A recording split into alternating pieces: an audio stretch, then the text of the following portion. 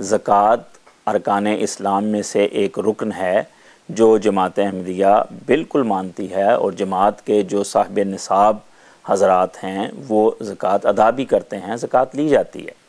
लेकिन चूँकि दीनी मुहिम्मात बहुत ज़्यादा फैलती चली जा रही हैं, तो इन दीनी मुहिम्मात के लिए जब चंदे की ज़रूरत पड़ती है, जब माली कुर्बानी की ज़रूरत पड़ती है, तो उसका तकाज़ा किया जाता है।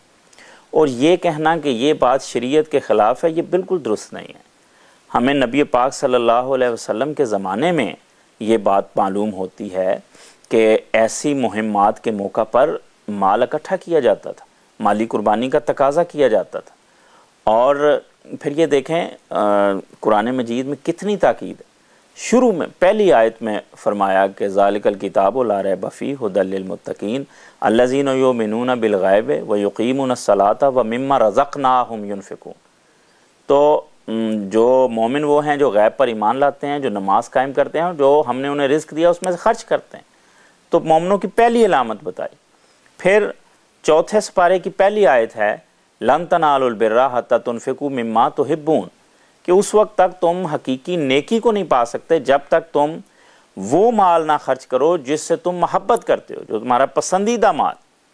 तो अब देखें सहाबा किस तरह वालेहाना इन बातों पे लब्बैक कहा करते थे। ये आयत जब नाज़िल हुई तो हज़रत अबू तलहा अंसारी रज़ी अल्लाह अन्हो नबी पाक सल्लल्लाहु अलैहि वसल्लम के पास आए, मालदार साहबी थे।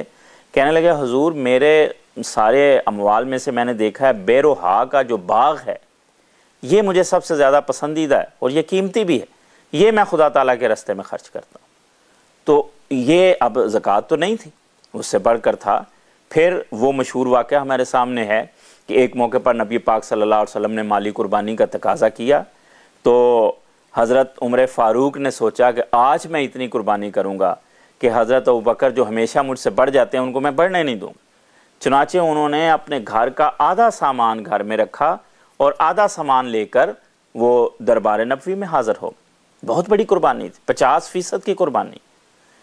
ये देखा कि अभी उनका ढेर आया तो हज़रत अबू बकर रज़ी अल्लाह अन्हु तशरीफ़ ला रहे हैं। जब आपने अपना माल ढेर किया तो वो उससे ज़्यादा था। तो हज़रत नबी पाक सल्लल्लाहु अलैहि वसल्लम ने पहले हज़रत उमर से पूछा कि कितनी कुर्बानी की है। उन्होंने अर्ज़ किया कि या रसूलल्लाह आधा माल घर छोड़ आया हूँ, आधा खुदा के रास्ते में हाज़िर है। हज़रत अबू बकर सिद्दीक़ रज़ी अल्लाह अन्हु से भी जब ये सवाल हुआ तो आपने फरमाया कि या रसूलल्लाह जो घर में था सारा कुछ ला के पेश कर दिया है और घर में सिर्फ़ अल्लाह और उसके रसूल का नाम छोड़ा है। तो हज़रत उमर फरमाने लगे कि ये बूढ़ा मुझे कभी आगे नहीं बढ़ने देगा। प्यार का एक ताल्लुक़ था, तो उनके तो मुकाबले हुआ करते थे कि नेकियों में किस तरह एक दूसरे से आगे बढ़ना है, माली कुर्बानी में किस तरह एक दूसरे से आगे बढ़ना। तो वहाँ 2.5% की ज़कात पे हरगिज़ वो काने नहीं थे। उससे ज़्यादा जब भी ज़रूरत पड़ती थी, जितनी ज़रूरत पड़ती थी, वो बढ़ चढ़ कर उसमें हिस्सा लिया करते थे।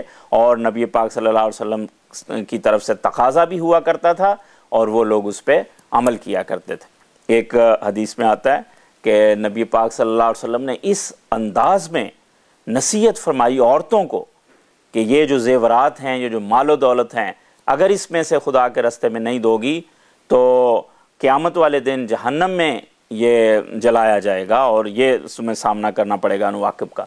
तो कहते हैं कि हज़रत बिलाल उसके बाद औरतों की तरफ गए तो औरतें उतार उतार कर अपना ज़ेवर हज़रत बिलाल की चादर में फेंकती थीं कि ये हम खुदा के रास्ते में देते हैं, हमें जहन्नम की आग से खुदा ताला बचाए।